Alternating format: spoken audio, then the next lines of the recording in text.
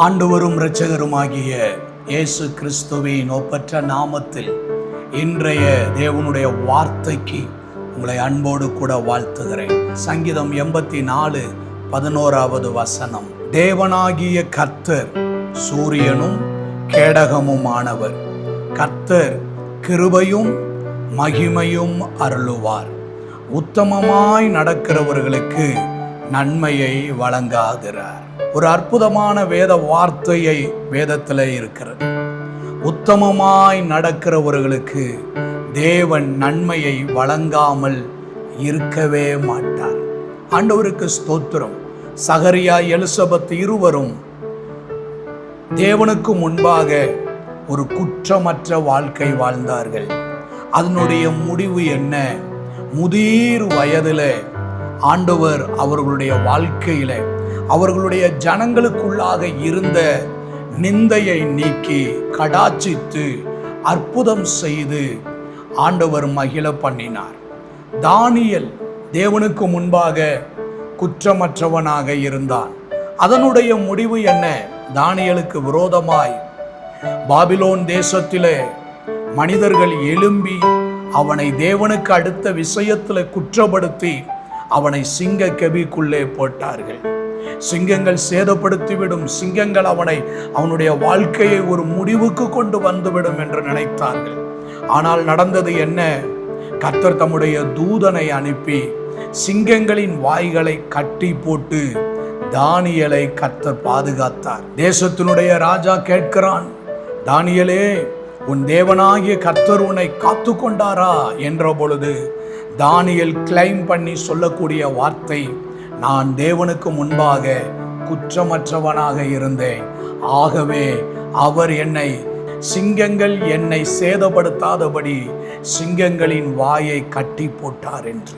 சங்கீதம் 84:11 சொல்லுகிறது, உத்தமமாய் நடக்கிறவர்களுக்கு நன்மையை வழங்காதிரார். கர்த்தருடைய ஜனமே, நாம் தேவனுக்கு முன்பாக நம்முடைய வாழ்க்கையை குற்றம் சாட்டப்படாதபடிக்கு நாம் பார்த்து கொள்ள வேண்டும். தாவீது சொல்லுகிறான், சங்கீதம் 18:23, அவருக்கு முன்பாக உத்தமனாயிருந்து என்னை துர்குணத்துக்கு விலக்கி காத்து கொண்டேன்.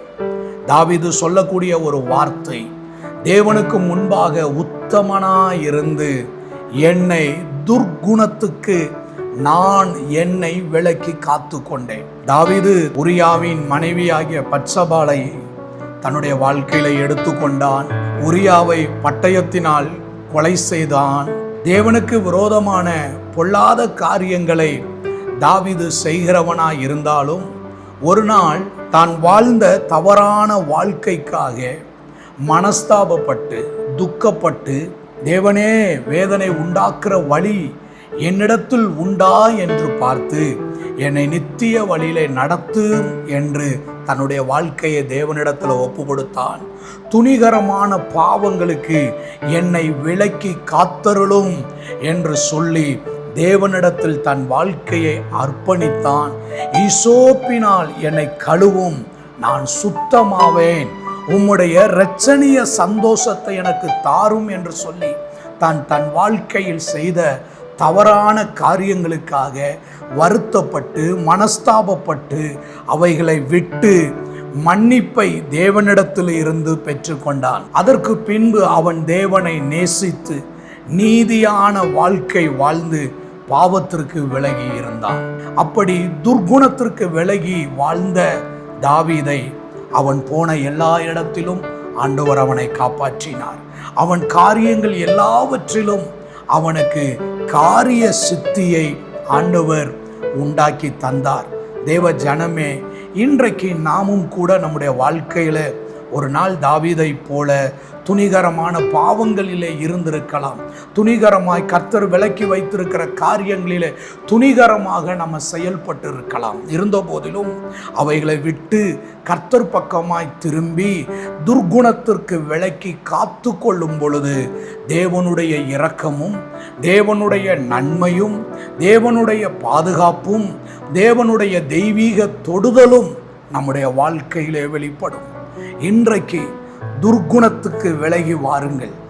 பொல்லாப்பான காரியங்களை விட்டு துணிகரமான காரியங்களை விட்டு தேவன் பக்கமாய் திரும்பி நித்திய வழியிலே நடக்க உங்களை ஒப்பு கொடுங்கள். உங்கள் மேல் எழும்பின சத்துருக்களை, உங்களுக்கு விரோதமாக எழும்பின சத்துருக்களை தேவன் உங்கள் கையிலே ஒப்பு கொடுத்து உங்களை விடுதலையாக்கி உங்களுக்கு நன்மை செய்வார். நாம் ஜெபிப்போம். அன்பின் நல்ல ஆண்டவரே, இன்றைக்கு நாங்கள் எங்களுடைய வாழ்க்கையிலே துணிகரமான பாவங்களுக்கும் துர்குணத்திற்கும் விலகி பரிசுத்தமுள்ள வாழ்க்கை வாழ எங்களுக்கு ஆண்டவர் உதவி செய்தருளும். உம்முடைய திருக்கரத்தில் ஒப்பு கொடுக்கிறோம். சத்துருவின் தந்திரங்களுக்கும் வல்லமைகளுக்கும் ஆண்டவர் எங்களை விலக்கி பாதுகாத்து கொள்ளும். இயேசுவின் நாமத்தில் பிதாவே, ஆமென். God bless you.